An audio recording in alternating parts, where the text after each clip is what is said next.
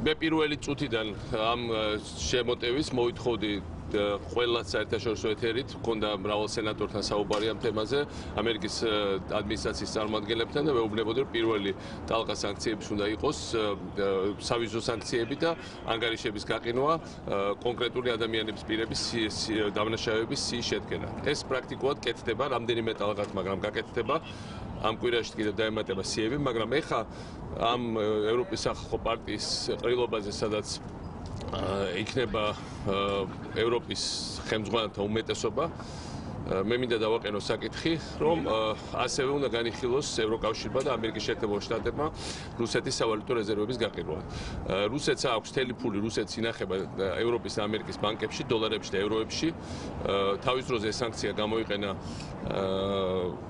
ირანის მიმართ ამერიკამ და ევროპამ და თუ ამას გამოიყენებს რუსეთის მიმართ დარწმუნებული თუ გაბედავენ და გამოიყენებენ რუსეთი დაიხევს უკან, მაგრამ უნდა გაბედონ და გამოიყენონ. ეს რადიკალური ზომაა, მაგრამ სიტუაცია არის ძალიან მკვეთი და ძალიან რადიკალური. სოციალურ ქსელებში კი არ გავცელა საქართველოს მთავრობა, რომელიც მოქმედებას მე არ ვაკრიტიკებ, არა მაქვს ჩვენ რა ვაკრიტიკება, საქართველოს მთავრობა გააქცევა და სოფლიოს არც ერთ ქვეყანაში მთავრობა და პროკურატურა არც ერთ ცივილიზებულ ქვეყანაში სისხლის სამართლის საქმეების მასალებს კლიპებად არ აუცილებს, მაგრამ ეს ვცელდება გასაგები მიზეზების გამო. არაფერი ახალი ამ საქმეში არ არის, ყველაფერი გამოძიებულია, ყველამ ძალიან კარგად იცის ყველაფერი.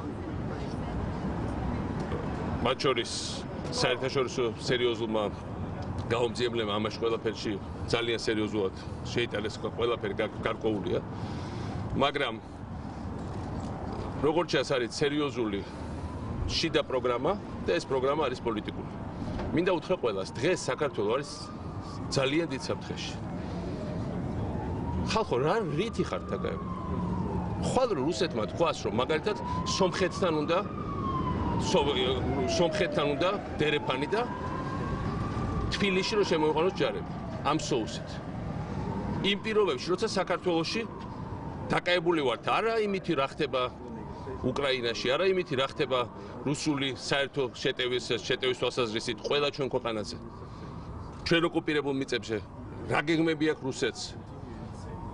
არამედ დაკავებული ვართ ყველანი ერთად ისეთი წვრილმანი, ისეთი დაბიო ძიძგილაობით და ჩვენ აღარ შეგვჭება ქვეყანა ასე თუ გავაგზავნეთ.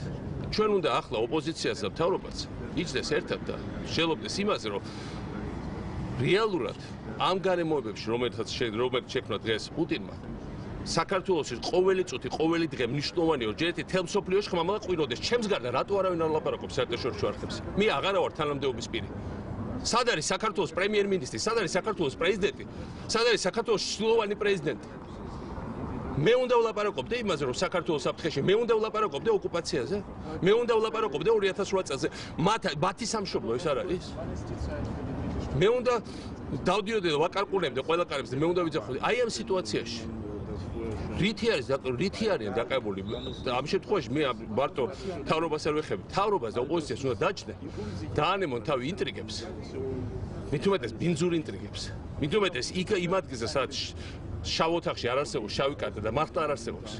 და თუ რამის გამოძიება უნდა, რამის გამოძიებას უბრალოდ ყველაფერი გამოძიებულია, მაგრამ ჩაატაროს საგამოძიებო მოქმედებები და ინტერნეტით ნუომობენ ამას. და მე არ მონაწილეობ რუსეთში, უბრალოდ არ მონაწილეობ ბინძურ ინტრიგებში, რომელსაც გეგმავენ და რომელსაც აქვს სრულიად ძალიან კონკრეტული სარჩული. ნამდვილად არ მონაწილეობ, მე მივიღე ეს გადაწყვეტილება, მაგრამ თუ ვინმე ამასა დააპირებს, ყველა აგებს პასუხშესაბამის. შესაძლოა ყველამ ძალიან კარგად იცის ყველაფერი, მათ შორის საერთაშორისო არენაზე, ძალიან კარგად იციან.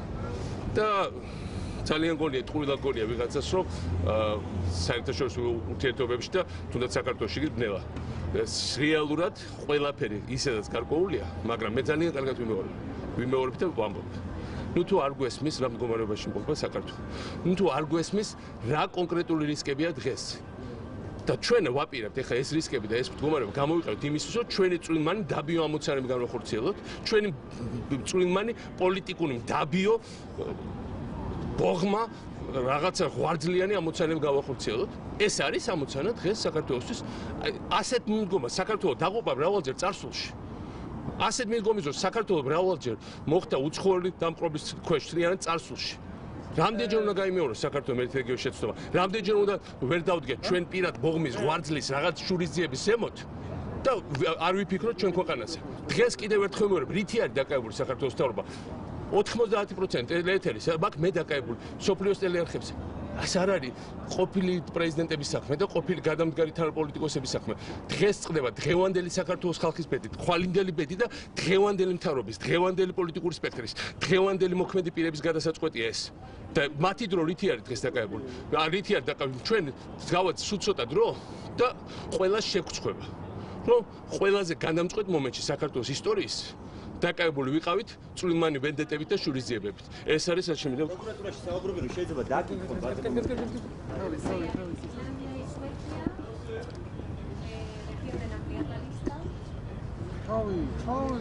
Ay,